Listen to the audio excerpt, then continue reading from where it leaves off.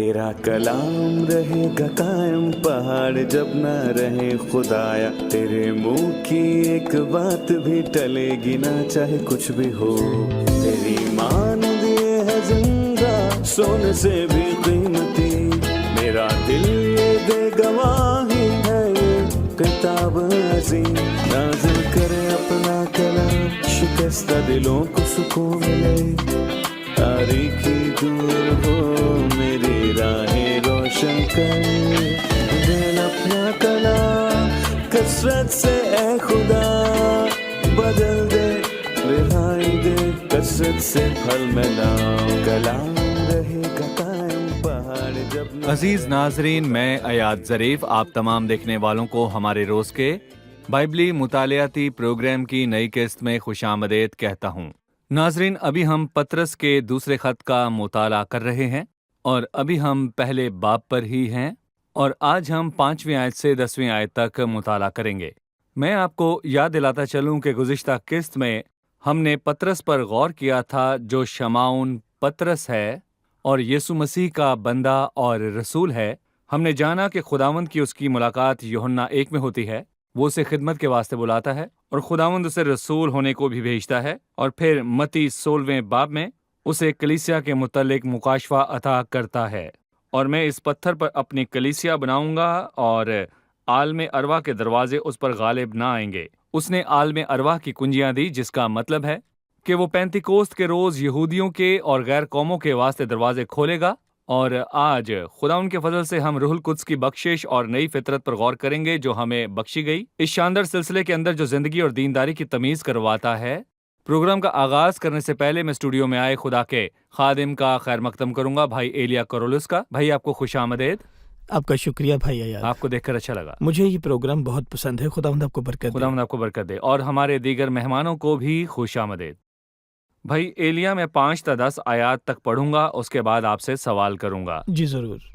پس اسی باعث تم اپنی طرف سے کمال کوشش کر کے اپنے ایمان پر نیکی اور نیکی پر معرفت اور معرفت پر پرہیزگاری اور پرہیزگاری پر صبر اور صبر پر دینداری اور دینداری پر برادرانہ الفت اور برادرانہ الفت پر محبت بڑھاؤ.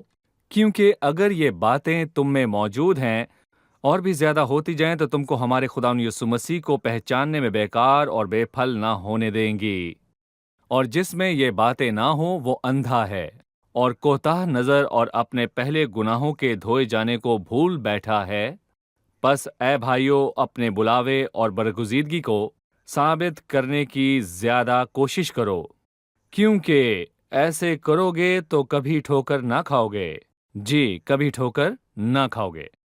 بھائی ایلیا، شروعات میں جو الفاظ ہم نے پڑھے، پس اسی باعث کس کی طرف اشارہ کرتا ہے؟ اس سے پہلے کہ وہ اس کوشش کے متعلق بتائیے جس کا ہم سے تقاضا ہے. لکھا ہے پس اسی باعث. جب پطرس رسول نے ہمارے خداوند یسوع مسیح کے وسیلے خدا باپ کی نعمتوں کو ہم سے متعارف کروایا، تب وہ کہتا ہے پس اسی باعث.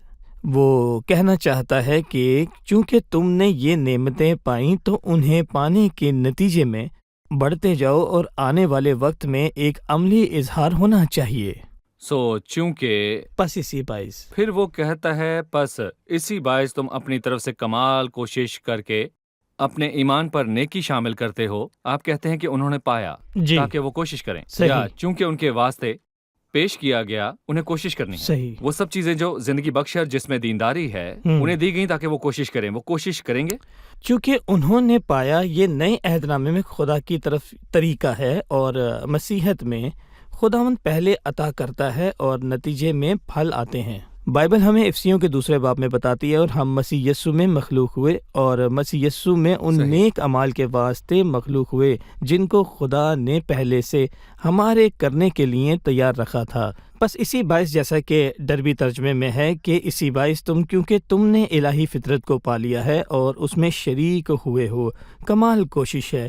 کوشش مقصد کو پانے کے لیے مسلسل صبر کرنا ہے. دیکھیں، مسلسل، لیکن ہم کچھ لیے بغیر صبر نہیں کرتے. یہ ایسا ہی ہے جیسے میں ایک کار کو بنا فیول یا گیس چلاتا پھرتا ہوں، لیکن مجھے الہی فطرت میں شریک ہونا پڑے گا اور بے حد عظیم اور قیمتی وعدوں کو لینا پڑے گا.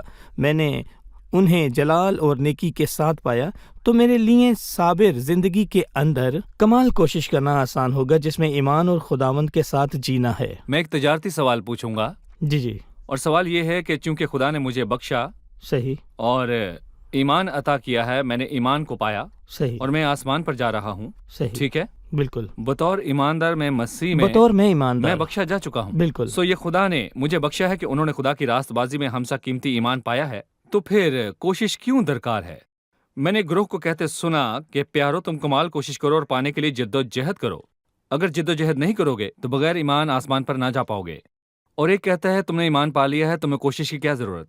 کس کے لیے جد و جہد کرتے ہو جبکہ تم نے ایمان پا لیا ہے؟ تو ہمیں بتائیے کوشش ان دونوں صورتوں میں کیا مقام رکھتی ہے؟ دیکھیں، میں بائبل کے ان الفاظ کو پھر استعمال کرنا چاہوں گا۔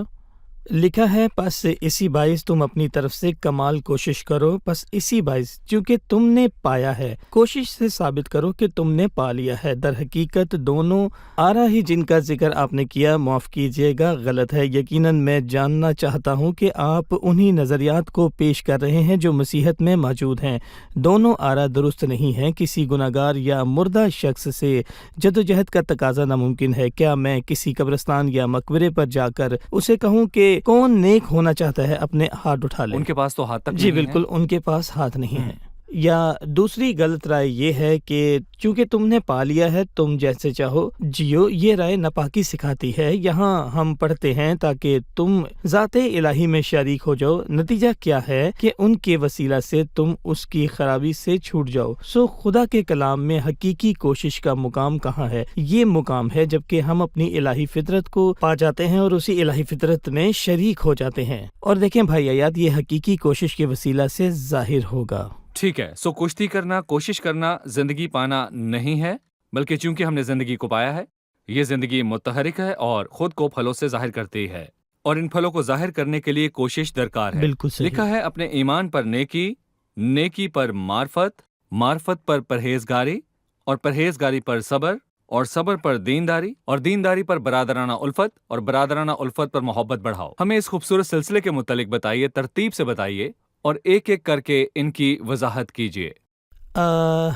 نیکیاں یہ ہیں دلیری یا الہی فطرت سے جو میری زندگی میں موجود ہیں، پیدا ہونے والے پھل۔ اپنے ایمان پر نیکی بڑھاؤ۔ تم جنہوں نے ایمان پایا ہے وہ شروعات اسی سے کرتا ہے، ان لوگوں کے نام جنہوں نے ہمارے خدا اور منجی یسوع مسیح کی راست بازی میں ہمارا قیمتی ایمان پایا، کیونکہ ہم نے ایمان کو پایا، اور یہی حقیقی بنیاد ہے ایمان، جس کے متعلق پالوس رسول گلیتھیوں 2 باب میں کہتا ہے، اور میں جو آپ جسم میں زندگی گزارتا ہوں تو خدا کے بیٹے پر ایمان لانے سے گزارتا ہوں، جس نے مجھ سے محبت رکھی اور اپنے آپ کو میرے لیے موت کے حوالہ کر دیا۔ خدا کے بیٹے پر جس نے مجھ سے محبت رکھی اور اپنے آپ کو میرے لیے موت کے حوالہ کر دیا۔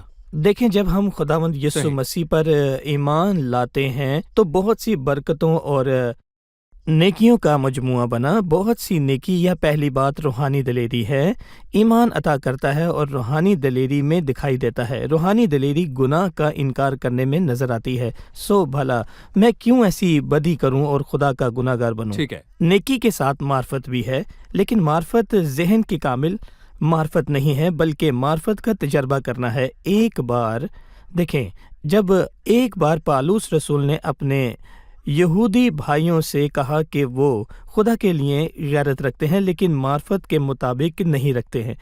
حقیقی معرفت تجرباتی معرفت ہے، اور میں اس کو اور اس کے جی اٹھنے کی قدرت کو، اس کے ساتھ اس کے دکھوں میں شریک ہونے کو معلوم اس سے پہلے کہ ہم آگے بڑھیں، میں نے دیکھا کہ اس نے ایمان کو شامل کرنے کی بات نہیں کی، بلکہ یہ کہ ایمان میں بڑھو۔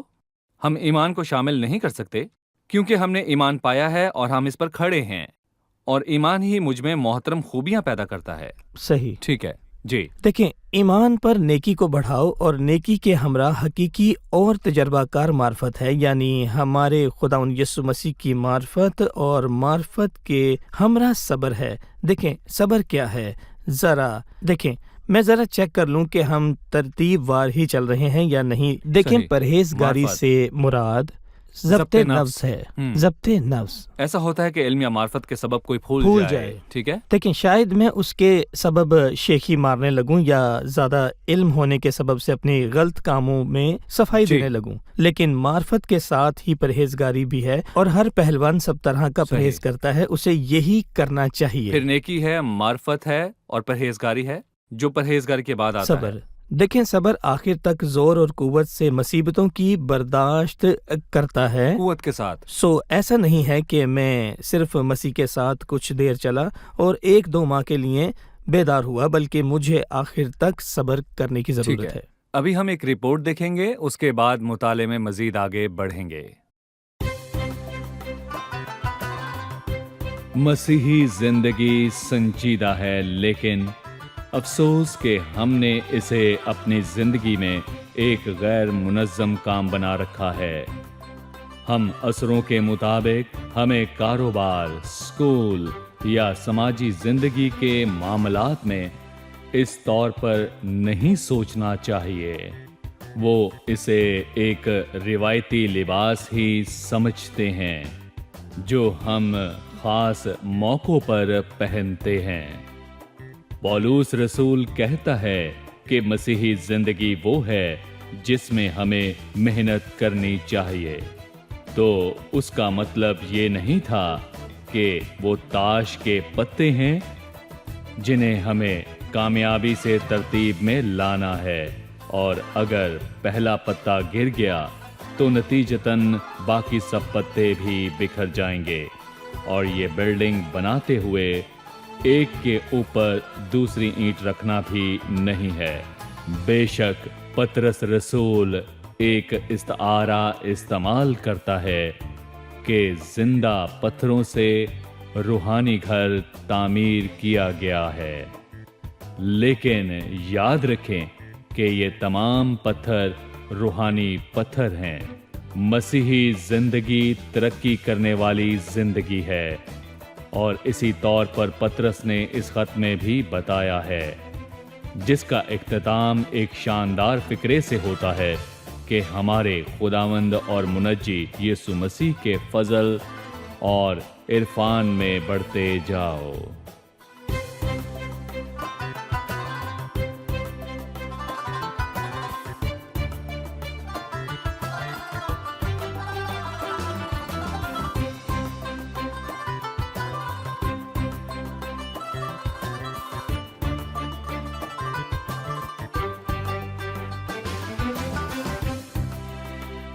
ساتویں آیت کا دوسرا حصہ کہتا ہے، اور برادرانہ الفت پر محبت بڑھاؤ۔ یہ جانا جاتا ہے کہ برادرانہ الفت سے مراد محبت ہے۔ برادرانہ الفت اور محبت میں کیا فرق ہے؟ برادرانہ الفت برادرانہ محبت کہلاتی ہے، جو خدا کے گھرانہ کے آپس کے تعلقات کو جو ایک ہے ممتاز بناتا ہے۔ ایمانداروں کی جماعت کے درمیان ایک خاص اور قریبی تعلق کیسے ہو سکتا ہے؟ برادرانہ محبت سے آپس میں ایک دوسرے کو پیار کرو، خاص کر کے اس لیے کہ محبت کا مطلب خدا کے گھرانے میں عملی ہونا چاہیے، جیسا کہ یوحنا رسول نے اپنے پہلے خط کے 3 باب میں کہا ہے، ہم کلام اور زبان ہی سے نہیں بلکہ کام اور سچائی کے ذریعے سے محبت کرتے ہیں۔ لفظ محبت جس کا ذکر بعد ازاں ہوا وسیع ہے اور زیادہ مجموعی حیثیت رکھتا ہے۔ پھر برادرانہ محبت ہے۔ در حقیقت پطرس دونوں خطوط میں محبت کرنے کا بڑا درس دیتا ہے اور صرف ایک دوسرے سے بطور ایماندار نہیں کہتا، بلکہ یہ وسیع ہو جاتا ہے اور اس میں دشمنوں کو بھی شامل کیا جاتا ہے۔ اس اچھی مسیحی تعلیم میں آپ کو نزدیک والوں کے لیے محبت اور دور والوں کے لیے محبت ملے گی۔ فقط مسیحت ہی ایک دوسرے سے محبت کا درس دیتی ہے، جو کوئی بھی ہو۔ بھائیوں سے محبت رکھو، یعنی برادرانہ الفت، اپنے دشمنوں سے محبت رکھو اور اپنے ستائے جانے والوں سے الہی محبت رکھو۔ مسیحت کے سوا آپ یہ اور کہاں دیکھتے ہیں؟ اگر تیرا دشمن بھوکا ہو تو اسے روٹی کھلا، اگر پیاسا ہو تو اسے پانی پلا۔ بدی کے عوض کسی سے بدی نہ کرو، بلکہ بدی کا جواب بھلائی سے دو۔ بھائی یاد یہ تب ہی ہوتا ہے جب ہم الہی فطرت کے اندر شریک ہوتے ہیں، اور یہ تعلیم دینے، چلانے، نعرے مارنے سے نہیں بلکہ الہی فطرت میں شریک ہونے سے ہوتا ہے۔ یہ سلسلہ جس کا اختتام وہ یوں کرتا ہے کہ دینداری پر برادرانہ الفت اور برادرانہ الفت پر محبت بڑھاؤ۔ 8ویں آیت میں لکھا ہے، کیونکہ اگر یہ باتیں تم میں موجود ہوں اور زیادہ بھی ہوتی جائیں تو تم کو ہمارے خداوند یسوع مسیح کو پہچاننے میں بیکار اور بے پھل نہ ہونے دیں گی۔ میں چاہوں گا کہ اس آیت کے متعلق ہمیں آپ بتائیں۔ بھائی ایاد، مجھے پہلی بات ہی اچھی لگی ہے جس سے پطرس شروعات کرتا ہے، کیونکہ دیکھیں، اگر یہ باتیں تم میں موجود ہوں تو اس کا مطلب ہے تم نے انہیں سنا نہیں ہے، یا وہ کہیں باہر سے تم میں نہیں آئیں، بلکہ کیا خوب بات ہے تم میں موجود ہوں۔ جیسا کہ آپ نے کچھ دیر پہلے کہا ہے کہ مسیحیت اندرونی الہی کام ہے، اور اب میں زندہ نہ رہا بلکہ مسیح مجھ میں زندہ ہے، کیونکہ زیادہ بھی اگر ہوتی یہ جائیں۔ باتیں تم میں موجود ہوں اور مجھے اگلی بات بہت پسند ہے اور زندہ بھی ہو جائیں، حقیقی مسیحی زندگی اور خداوند مجھ میں سکونت کرنے کے نتیجے میں ترقی ہوتی ہے۔ جب خداوند نے یوحنا 15 باب میں پھلوں کی بات کی تھی، اس نے کہا کہ جو زیادہ پھل پھل لاتا ہے اسے وہ چھانٹتا زیادہ۔ ہے تاکہ اضافہ ہو، اور جیسا کہ دوسرے تسالیکیوں کے پہلے باب کی 3 آیت میں کہا گیا ہے، اے بھائیو، تمہارے بارے میں ہر وقت خدا کا شکر کرنا ہم پر فرض ہے، اور یہ اس لیے مناسب ہے کہ تمہارا ایمان بہت بڑھتا جاتا ہے اور تم سب کی محبت آپس میں زیادہ ہوتی جاتی ہے۔ وہ کیا ہوتی جاتی ہے؟ یہاں میں ان ایمانداروں سے بات کرنا چاہوں گا جو کہتے ہیں کہ میں 1990 میں یا 1943 میں خدا کی خدمت کیا کرتا تھا، تو آج کیا ہوا ہے؟ خداوند کے ساتھ زندگی وہ ہے صحیح۔ جو بڑھتی جاتی ہے اور وہ ٹھہرنے والی نہیں ہے، بلکہ بائبل کہتی ہے یہ باتیں تو تم کو بیکار اور بے پھل نہ ہونے دیں گی۔ روح القدس کے وسیلے مجھ میں ان خوبیوں کی موجودگی نہ صرف بڑھتی ہے بلکہ میری زندگی کو گلنے سڑنے اور غیر متاثر ہونے سے روحانی غفلت سے بچاتی ہے، اور خداوند ہمیں ان سب سے بچائے رکھے۔ تم کو ہمارے خداوند یسوع مسیح کو پہچاننے میں بیکار اور بے پھل نہ ہونے دیں گی۔ یہ سلسلہ معرفت سے شروع ہوا اور پھر اس کا اختتام بھی اس نے معرفت پر کیا، سو ہم نے قیمتی ایمان بھی معرفت سے حاصل کیا۔ یہاں وہ کہتا ہے کہ یہ محترم سلسلہ آپ کو زیادہ گہری معرفت کی طرف لے معرفت کی جاتا طرف۔ ہے۔ وہ مزید کہتا ہے جس میں یہ باتیں نہ ہو وہ اندھا ہے اور کوتاہ نظر اور اپنے پہلے گناہوں کے دھوئے جانے کو بھول بیٹھا ہے۔ کوتاہ نظر اور اندھا وہ کسے کہہ رہا ہے؟ کیا وہ ایماندار ہے یا غیر ایماندار ہے؟ وہ کون ہے جو کوتاہ نظر بلکہ اندھا ہے؟ یقیناً وہ یہاں وہ ایمانداروں سے بات کر رہا ہے۔ بے شک ایماندار اندھے نہیں ہیں، لیکن ایماندار کہہ سکتا ہے کہ میں اندھا تھا اب دیکھتا ہوں، لیکن دیکھتا ہوں۔ کبھی کبھار ایماندار اندھے پن کی حالت میں آ جاتے ہیں، لگتا ہے کہ وہ اندھے ہیں، جب وہ بھول جاتے ہیں کہ اس نے خداوند سے کچھ چھپایا اور اپنے برگشتہ گناہوں سے پاک ہونے کو بھول جاتا ہے۔ وہ اندھے کو کوتاہ نظر شخص کی مانند ہو جاتا ہے۔ کوتاہ نظر لوگ عموماً اپنے قدموں سے آگے کچھ دیکھ نہیں سکتے۔ انہیں کوتاہ نظر لوگ کہتے ہیں جنہیں کچھ آگے نظر نہیں آتا وہ آگے ہے۔ نہیں دیکھ پاتے۔ وہ نہیں دیکھ پاتے کیونکہ خداوند نے ان کے واسطے کیا تیار رکھا ہے، وہ نہیں دیکھ پاتے کہ خداوند کے فضل نے انہیں کیا بخشا ہے۔ وہ ان مہربانوں کو نہیں دیکھ پاتے جو جلال اور نیکی کے ساتھ ہمارے واسطے مؤثر کی گئیں، جو ہمیں ملی ہیں۔ وہ بس اپنے قدموں ہی کو سارا دن دیکھتے رہتے ہیں اور سوچتے ہیں کہ میں کمزور ہوں، میں ناتواں ہوں، میں یہ ہوں، میں وہ ہوں۔ وہ بھول چکے ہیں کہ خدا نے ان کے لیے کیا کیا ہے۔ اگر ایک ایماندار اپنے پچھلے گناہوں سے دھوئے جانے کو بھول گیا اور اسے کوتاہ نظری یا اندھا پن کہا جاتا ہے، تو کیا اس سے وہ ابدی زندگی سے محروم ہو جائے گا؟ آسمان پر داخلے سے محروم ہو جائے گا کیونکہ وہ گناہوں سے پاک کیے جانے کو بھول گیا ہے؟ ہرگز نہیں، کیونکہ خداوند یسوع مسیح نے ایک سے زائد مرتبہ یوحنا کی انجیل میں اس کی تصدیق کی ہے کہ وہ اپنی بھیڑوں کو ابدی زندگی بخشتا ہے اور وہ کبھی ہلاک نہ ہوں گی، اور کوئی انہیں باپ کے ہاتھ سے نہیں چھین سکتا، وہ باپ کے ہاتھ میں ہیں۔ میں ایک اور بات کہنا چاہوں گا، لیکن ایماندار کے حوالہ سے بائبل یہ نہیں کہتی کہ اس کا پچھلے گناہوں سے پاک ہونا رد ہو جائے گا یا نہیں، لیکن وہ بھول گیا ہے، اور کسی بات کے رد ہونے اور بھول جانے میں فرق ہے۔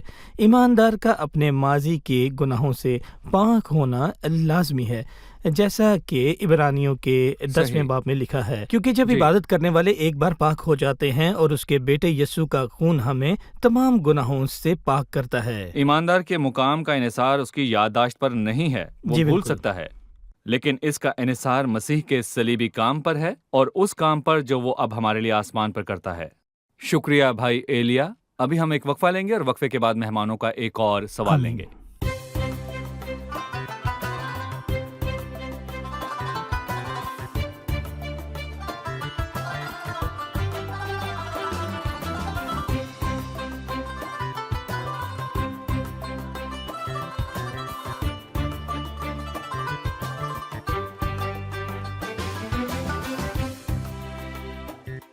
دسویں آیت ہے، پس ہے بھائیوں اپنے بلاوے اور برگزیدگی کو ثابت کرنے کی زیادہ کوشش کیا کرو۔ کیا اس کا یہ مطلب ہے کہ ہمارا بلاوا اور چنا جانا ثابت نہیں ہوا اور ہمیں اسے ثابت کرنے کے لیے کوشش کرنی چاہیے؟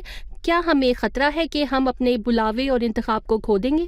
اہم سوال ہے، کیا کہیں گے؟ جی بالکل بھائی ایاد، آپ کی اجازت سے اور پیارے ناظرین کی اجازت سے میں پہلے خط پر جانا چاہوں گا، جہاں اس کی تصدیق کی گئی ہے کہ ہمارا بلاوا اور انتخاب بطور ایماندار یعنی جس میں شک نہیں۔ اگر ہم پہلے خط پر جائیں تو وہ ایمانداروں سے کلام کرتا ہے، یعنی ان سے جو برگزیدہ ہوئے ہیں پہلے خط کے پہلے باب کی پہلی آیت میں، اور خدا باپ کے علم سابق کے موافق روح کے پاک کرنے سے فرما بردار ہونے اور یسوع مسیح کا خون چھڑکے جانے کے لیے ہم برگزیدہ ہوئے ہیں، اور یسوع مسیح تو وہ تصدیق کرتا ہے کہ اس کا بلاوا اور انتخاب حقیقی ہے۔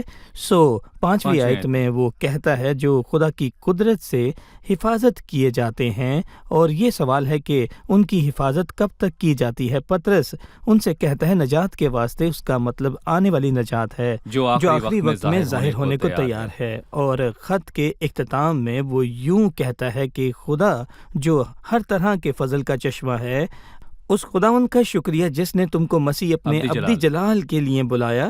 تمہاری تھوڑی مدت تک دکھ اٹھانے کے بعد وہ کیا کرے گا؟ وہ 4 کام کرے گا۔ تمہیں کامل اور قائم اور مضبوط کرے گا، اور وہ تمہیں آباد کرے گا۔ دوسرے خط کے پہلے باب میں وہ کہتا ہے ان لوگوں کے نام جنہوں نے پایا ہے، جنہوں نے پایا۔ ہم سا قیمتی ایمان پایا۔ یہاں میں آپ سے ایک سوال کروں گا، کیا خدا کی نعمتیں اور بلاوا بے تبدیل ہے؟ بائبل کہتی ہے اس لیے کہ خدا کی نعمتیں اور بلاوا بے تبدیل ہے، خدا کا بلاوا اور ایماندار کا چنا جانا بے تبدیل ہے۔ لیکن اس کا کیا مطلب ہے؟ اپنے بلاوے کو ثابت کرنے کے لیے کوشش کرو تاکہ اسے واضح کریں اور اسے دیکھ سکیں، اوروں کے لیے واضح تاکہ اسے اوروں کے لیے واضح کریں۔ جو خدا سے تعلق کا ثبوت ہے کہ ہم ازل سے چنے گئے ہیں، بلائے گئے، اور ہم نے ابدی حیات کو پایا، عملی کردار کے وسیلے ہم خدا کے بیٹے ہونے کا ثبوت دینے کی زیادہ کوشش کرتے ہیں۔ اور اگر چاہیں تو ہم خود کے واسطے بھی یہ ثابت کر سکتے ہیں۔ دیکھیں، کبھی کبھار ہم ڈگمگا جاتے ہیں، لیکن ہم کب ڈگمگاتے ہیں؟ ہاں، جب ہم کمزور ہوتے ہیں اور ٹھوکر کھاتے ہیں اور دشمن کو موقع مل جاتا ہے کہ کیا کرنا ہے، ہمیں شک میں مبتلا کرنے کا۔ اس لیے آخر میں وہ کہتا ہے کیونکہ ایسے کرو گے تو کبھی ٹھوکر نہ کھاؤ گے۔ جب مجھے مسیح میں اپنے مقام کا یقین ہے تو اس سے میں حقیقی طور پر قائم رہوں گا، میرا دل اپنی زندگی میں اس پر قائم رہے گا۔ اگر ہم پرانے عہد نامے کی کچھ مثالوں کو لیں، مثال کے طور پر لوط کی اور ابراہم کی مثال، میرا خیال ہے کہ ابراہم واضح مثال ہے کہ کوشش سے اس نے اپنے بلاوے اور انتخاب کو اوروں کے آگے یقینی بنایا۔ خدا نے اسے چنا اور بلایا، اس نے اپنی زبردست زندگی کے وسیلے اپنے بلاوے کا ثبوت پیش کیا، اور لوگوں کو یعنی بنی حیات کو معلوم ہوا کہ اس کا انتخاب کیا گیا ہے۔ اس نے اس سے کہا اے خداوند ہماری سن۔ لیکن لوط کے بارے میں بے شک کچھ کہا نہیں جا سکتا، وہ اپنی دامادوں کی نظر میں مضحک معلوم ہوا۔ خدا ابراہم کی مثال سے حوصلہ افزائی کرے۔ میں اگلی آیت سے پہلے اس پر غور کرنا چاہوں گا۔ وہ 11ویں آیت میں کہتا ہے بے شک یہ آنے والی قسط میں ہمارے مطالعے کا موضوع ہوگی، بلکہ اس سے تم ہمارے خداوند اور منجی یسوع مسیح کی ابدی بادشاہی میں بڑی عزت کے ساتھ داخل کیے جاؤ گے۔ ہم یہاں پر رک جائیں گے اور خداوند کے فضل سے اس پر ہم اگلی قسط میں بات کریں گے۔ جی، پطرس رسول کہنا چاہتا ہے کہ بادشاہی کا مطلب آسمان نہیں بلکہ مسیح کی آمد اور سلطنت ہے جو آپ کے سامنے ہے، جس کا اظہار آپ کی انسانی حالت پر نہیں بلکہ اس کا انحصار خدا کی نعمتوں پر ہے۔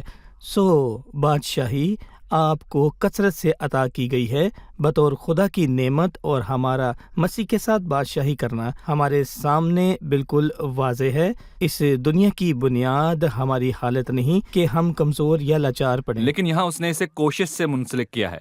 گویا وہ کہنا چاہتا ہے کہ بادشاہی میں میرا مقام میری یہاں کی گئی کوشش پر منحصر ہے، یا بادشاہی میں میرا انعام میری یہاں کی حالت پر منحصر ہے۔ بادشاہی کثرت سے میسر ہے اور ہمارا مستقبل ہے۔ شاید خداوند نے اشرفیوں کی تمثیل میں بھی یہی کہا جب مالک نے اشرفیاں تقسیم کیں اور کہا کہ ان سے لین دین کرنا، ایک سردار 5 شہروں پر حکمرانی کرے گا اور ایک 10 پر، یا آسمان پر یا بادشاہی میں لطف اور احترام کے درجات ہوں گے جن کی بنیاد کوشش ہوگی جو میں نے خداوند کی خاطر یہاں کی۔ ثابت قدم اور قائم رہو اور خداوند کے کام میں ہمیشہ افزائش کرتے رہو، کیونکہ یہ جانتے ہو کہ تمہاری محنت خداوند میں بے فائدہ نہیں ہے۔ میں پوچھتا ہوں کہ آپ نے آسمان اور بادشاہی میں فرق کیوں کیا؟ مسیحی جماعتوں میں بہتیروں کو آسمان کی بادشاہی کہتے اور وہ بادشاہی کی راہ کا ذکر کرتے ہیں۔ وہ کچھ بیماریوں کی بات کرتے ہیں کہ وہ بیماریاں بادشاہی کی بیماریاں ہیں۔ اب آپ ایک عام مسیحی ذہن کے لیے ایک پیچیدہ نظریہ پیش کر رہے ہیں جو پڑھتا اور سنتا ہے۔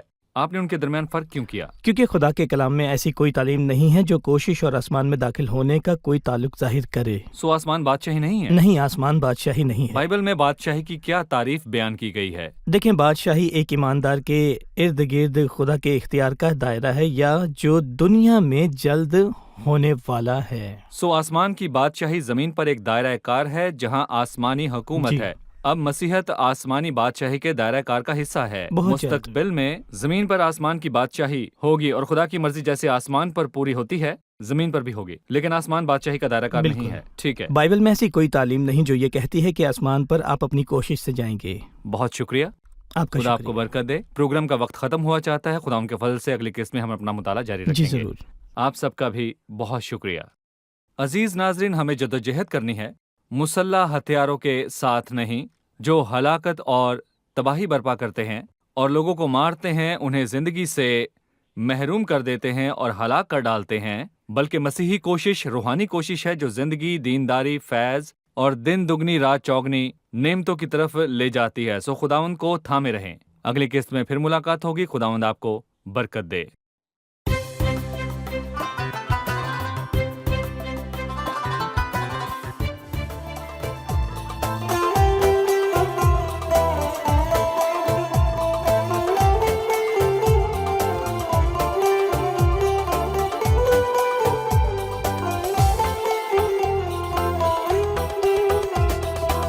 خدني بإيده وعلى مقامي، غير فكري حياتي كلامي. خدني بإيده وعلى مقامي، غير فكري حياتي كلامي.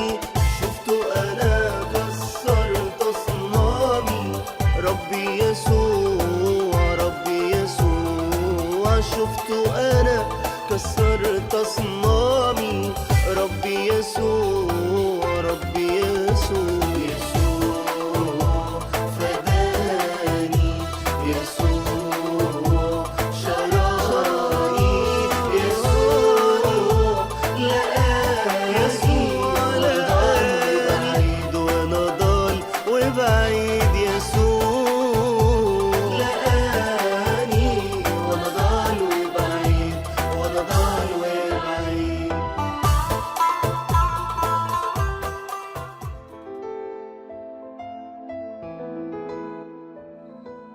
تیرا کلام رہے گا قائم، پہاڑ جب نہ رہے خدایا، تیرے منہ کی ایک بات بھی ٹلے گی نہ چاہے کچھ بھی ہو. تیری مانند یہ ہے زندہ سونے سے بھی قیمتی، میرا دل یہ دے گواہی ہے یہ کتاب عظیم. نازل کرے اپنا کلام، شکستہ دلوں کو سکون ملے، تاریکی دور ہو میری راہیں روشن کر. دل اپنا کلام کثرت سے اے خدا بدل دے، رہائی دے کثرت سے پھل ملاؤ. کلام رہے گا قائم، پہاڑ جب نہ رہے خدایا، تیرے منہ کی ایک بات بھی ٹلے گی نہ چاہے کچھ بھی ہو.